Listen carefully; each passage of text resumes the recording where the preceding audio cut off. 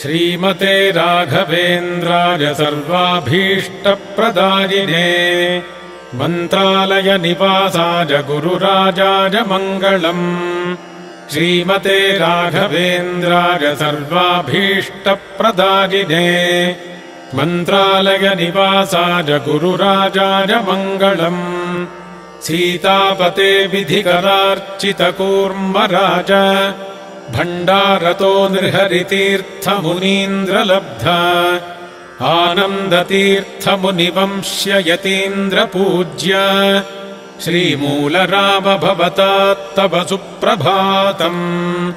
सीतापते विधिकरार्चितकूर्मराज भण्डारतो नृहरितीर्थमुनीन्द्रलब्ध आनन्दतीर्थमुनिवंश्य यतीन्द्रपूज्य श्रीमूलराम भवतात्तव सुप्रभातम्। श्रीरामदूत हनुमन्यदुनाथदास श्रीभीमसेन वररौप्यपुरावतार श्रीव्यासहृत्प्रियतमामितशुद्धबुद्धे श्रीमध्वराज भवतात्तव सुप्रभातम्। ब्रह्माज्ञयादितिकुले बहुदोषपूर्णे जातोऽपि भक्तिभरितो भुवनम् समस्तम् योऽपि पवोदिविशदाम् वरशङ्कुकर्ण श्रीराघवेन्द्र भवतात्तव सुप्रभातम्। दैत्येश्वरम् हरिविरोधि हिरण्यकन्तम् योनीनयो हरिपदम् पितरम् स्वभक्त्या प्रह्लादमर्त्य हरिसम्भवकारणात्मन् श्रीराघवेन्द्र भवतात्तव सुप्रभातम्। सोमान्वजोद्भव समस्तसुराजमौले भूभारसंहरणतोषितकृष्णमूर्ते बाह्लीकराज बहुराज सुधर्मधामन् श्रीराघवेन्द्र भवतात्तव सुप्रभातम्। श्रीकृष्णदेव नृपतिः सकलम् स्वराज्यम् यस्मै स्वमप्यमलजार्पयदात्मभक्त्या श्रीव्यासराजविदुषाम् वरदिव्यमूर्ते श्रीराघवेन्द्र भवतात्तव सुप्रभातम्। श्रीमूलरामपदपङ्कजलोलभृङ्ग श्रीपूर्णबोधमतरम्यसुधाब्धिचन्द्र श्रीगौतमान्वयविभासकभव्यसूर्य श्रीराघवेन्द्र भवतात्तव सुप्रभातम्। स्वीयान् समस्तनिगमान् प्रविलोक्य सूक्ष्मे सद्भाट्टसङ्गः विषेजदुवर्यवक्त्रे श्रीजैमिनिर्यमभिपूजगतेति मोदात् श्रीराघवेन्द्र भवतात्तव सुप्रभातम्। स्पष्टार्थकैरनतिविस्तृतसूक्ष्मवाक्यैः सूत्रार्थभासकमवेक्ष्य च तन्त्रदीपम् व्यासो यशोभिरभिपूरगते सदाजम् श्रीराघवेन्द्र भवतात्तव सुप्रभातम्। स्वस्वीयशास्त्रगतमर्थमतोऽधिकम् च दृष्ट्वा यदीयकृतिषु प्रणयाति नम्राः अर्चन्ति पाणिनिमुखायमगाधबोधाः श्रीराघवेन्द्र भवतात्तव सुप्रभातम्। रम्या सुधा परिमलोल्लसिता चकाशे सच्चन्द्रिकापि शुशुभे विलसत्प्रकाशा टीकाश्चले सुरभितैः स्फुटभावदीपैः श्रीराघवेन्द्र भवतात्तव सुप्रभातम्। रम्यार्थरत्नपरिभूषित सर्वगात्री सर्वाश्रुतिस्वशिरसा सहितेन्दिराजम् आरोप्य रक्षति सदा निगमान्तराज्ये श्रीराघवेन्द्र भवतात्तव सुप्रभातम्।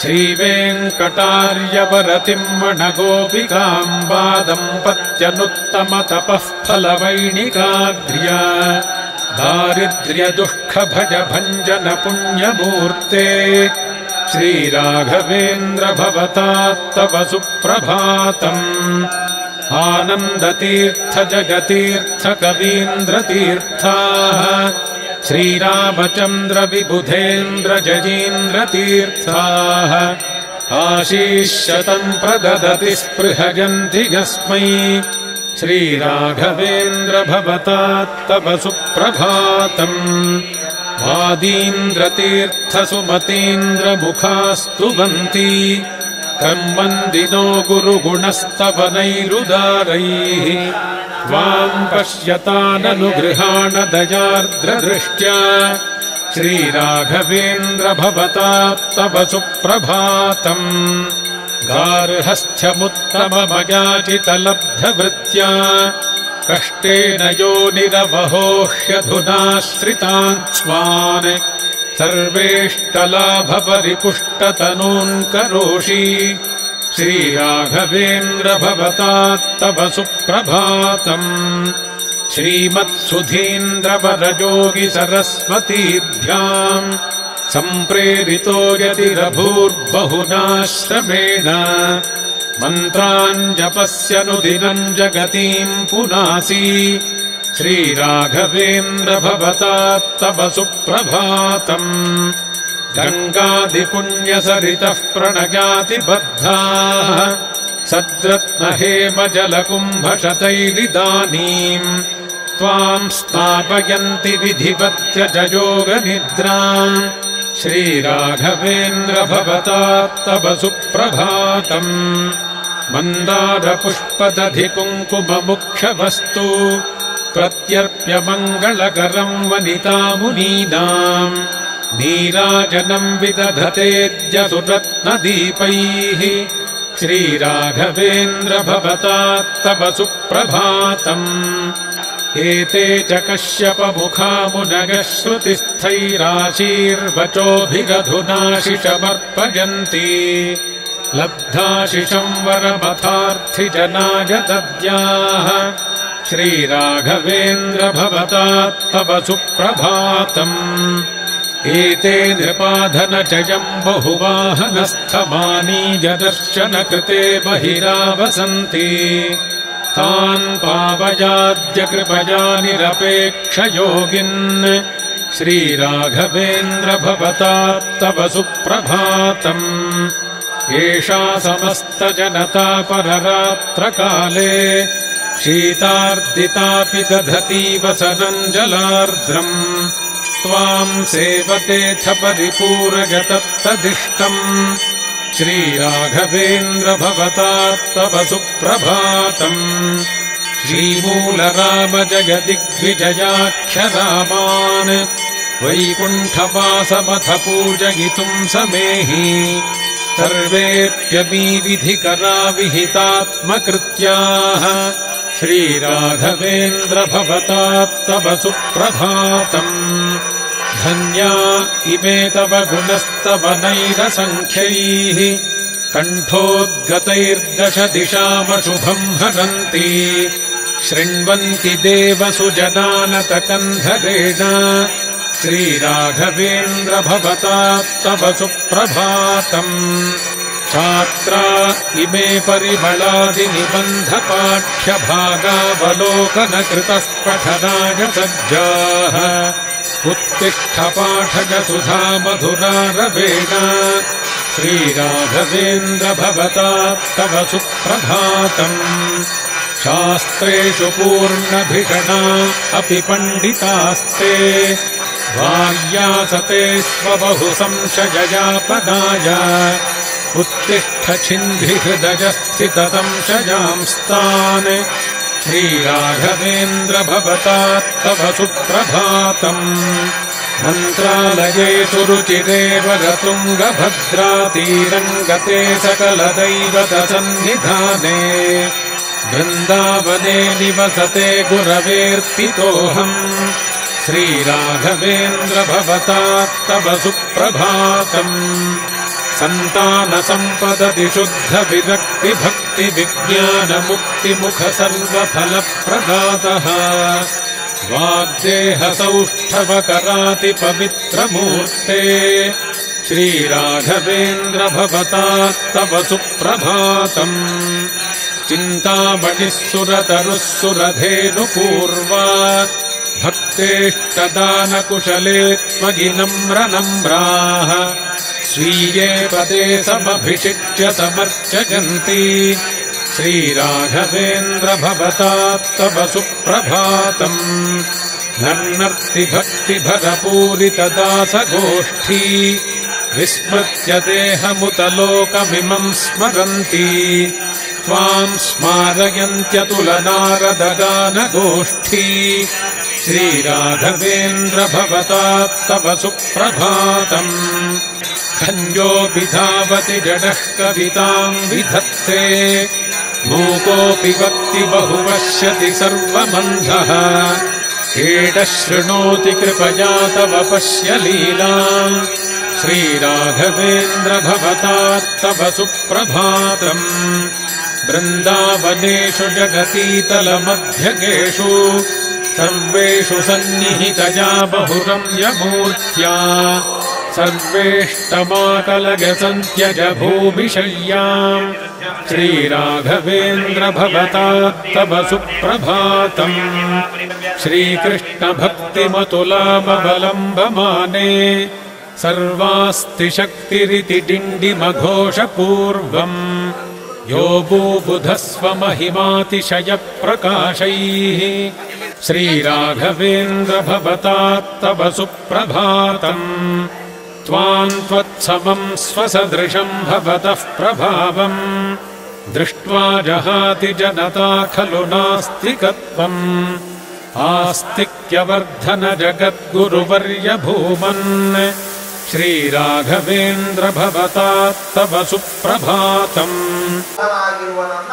ಮೋಸದಿಂದ ಹಿಂದುಗಡೆಯಿಂದ ಕೊಂದಿರುವ ಈ ಜಯದ್ರಥನ ಒಂದು ಯೋಜನೆಯಿಂದ ನಡೆದ ಈ ಕಾರ್ಯ ಇಂಥದಕ್ಕೆ ಮುಖ್ಯ ಕಾರಣ ಅವನಾದ್ದರಿಂದ ನಾಳೆ ಸಂಜೆಯ ಒಳಗಾಗಿ ಜಯದ್ರಥನ ಶಿರಚ್ಛೇದ ಮಾಡ್ತೇನೆ ಅಂತ ಒಂದು ಸಂಕಲ್ಪ ಮಾಡುವ ಒದ್ದಾಡುವಂತಹ ವ್ಯಕ್ತಿಗಳಿಗೆ ಯಾವ ರೀತಿ ಅನುಗ್ರಹ ಮಾಡ್ತಾ ಇದ್ದಾರೆ. ಹಾಗಾಗಿ ಭಕ್ತಿ ಅವರ ಗ್ರಂಥಗಳು ಅವರ ಸೇವೆಗಳ ಮೂಲಕವಾಗಿ ಮುಕ್ತಿ ಇದು ಎರಡನ್ನೂ ಕೂಡ ರಾಘವೇಂದ್ರ ಗುರುಗಳು ವಿಶೇಷವಾಗಿ ಅನುಗ್ರಹ ಮಾಡ್ತಾರೆ.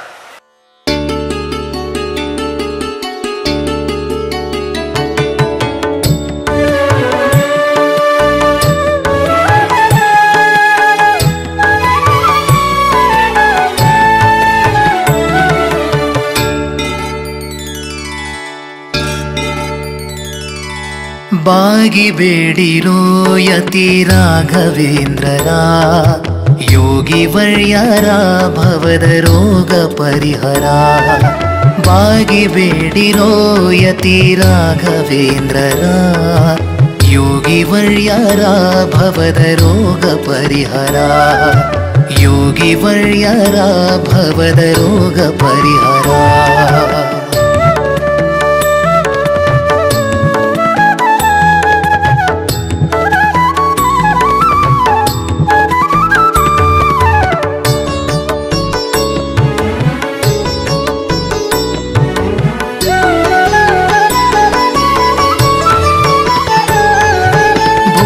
ಬುಧರಿಗೆ ದಿವ್ಯ ಭವ್ಯ ಚರಿತೆಯ ತವಕದಿಂದಲೇ ಬೆಳಗಿದವರ ಪಾಡಿರೋ.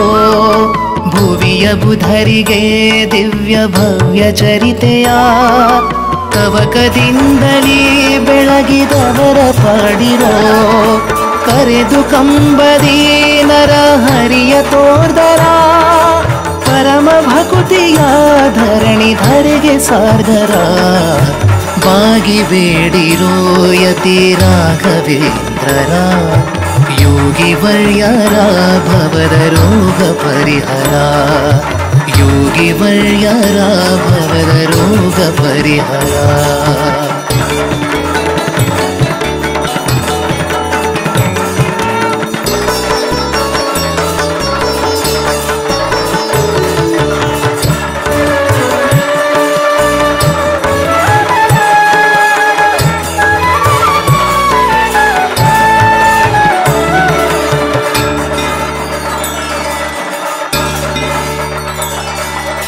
ಸೋಸಿನಿಂದಲೇ ಯತಿ ವ್ಯಾಸರಾದರ ರಾಶಿ ಗ್ರಂಥ ರಚಿಸಿ ಸಂತೋಷವೀರ್ವರ ಸೋಸಿನಿಂದಲೇ ಯತಿ ವ್ಯಾಸರಾದರ ರಾಶಿ ಗ್ರಂಥ ರಚಿಸಿ ಸಂತೋಷವೀರ್ವರ ಗುರು ಸುಧೀಂದ್ರರಾವರ ಕರಸುಜಾತರ ಹರಿಯ ಪಾದವೇ ತಮ್ಮ ಸಿರಿಯಂದರಿತರ ಬಾಗಿ ಬೇಡಿರೋ ಯತಿ ರಾಘವೇಂದ್ರರ ಯೋಗಿ ವರ್ಯರ ಭವದ ರೋಗ ಪರಿಹರ ಯೋಗಿ ವರ್ಯರ ಭವದ ರೋಗ ಪರಿಹರ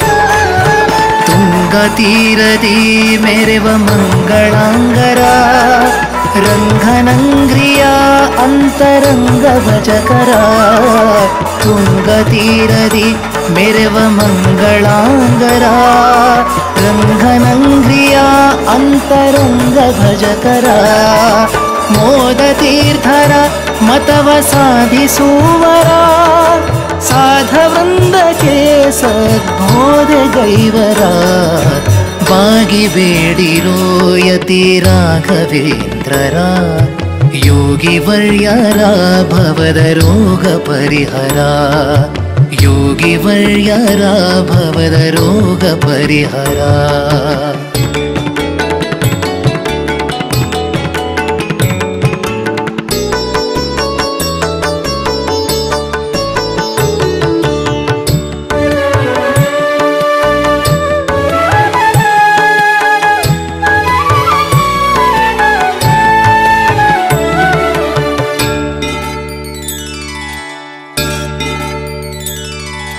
ಇಂದು ನೋಡಿರೋ ಇವರ ಚಂದ ವೈಭವ ಎಂದು ಕಾಣದ ಆನಂದದನುಭವ ಇಂದು ನೋಡಿರೋ ಇವರ ಚಂದ ವೈಭವ ಎಂದು ಕಾಣದ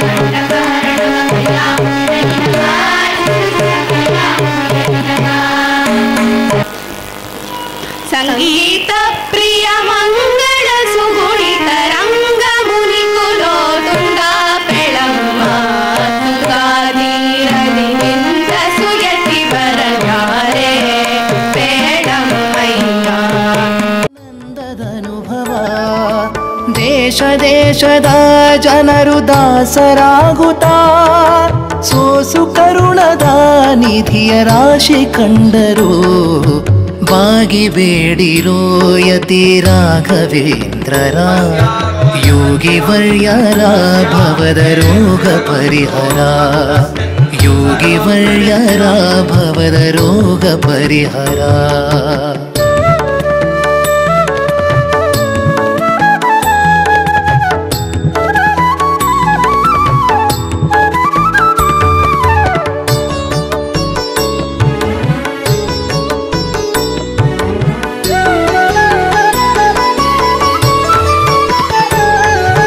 ಮಾಡಬಾರದ ಕರ್ಮ ಮಾಡಿದವರು ಬೇಡಿ ಬಾಗಿ ಕೊಂಡಾಡುತ್ತೀರ್ಪರು ಮಾಡಬಾರದ ಕರ್ಮ ಮಾಡಿದವರು ಬೇಡಿ ಬಾಗಿ ಕೊಂಡಾಡುತ್ತೀರ್ಪರು ಮದಡನಾದರು ಇವರ ಮುದದಿ ಬೇಡಲು ಬುಧನು ಆಗುವ ಶುಭದ ಉದಯ ನೋಡುವ ಬಾಗಿ ಬೇಡಿರೋ ಯತಿ ರಾಘವೇಂದ್ರರ ಯೋಗಿ ವರ್ಯರ ಭವದ ರೋಗ ಪರಿಹರ ಯೋಗಿ ವರ್ಯರ ಭವದ ರೋಗ ಪರಿಹರ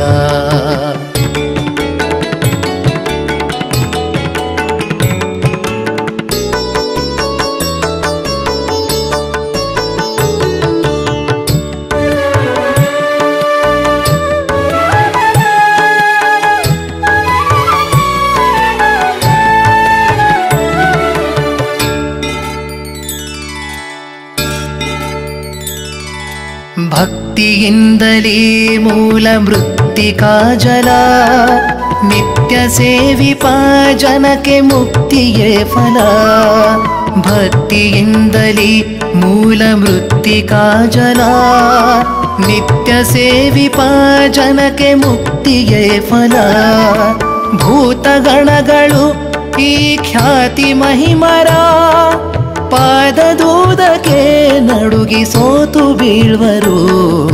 ಬಾಗಿ ಬೇಡಿರೋ ಯತಿ ರಾಘವೇಂದ್ರರ ಯೋಗಿ ವರ್ಯರ ಭವದ ರೋಗ ಪರಿಹರ.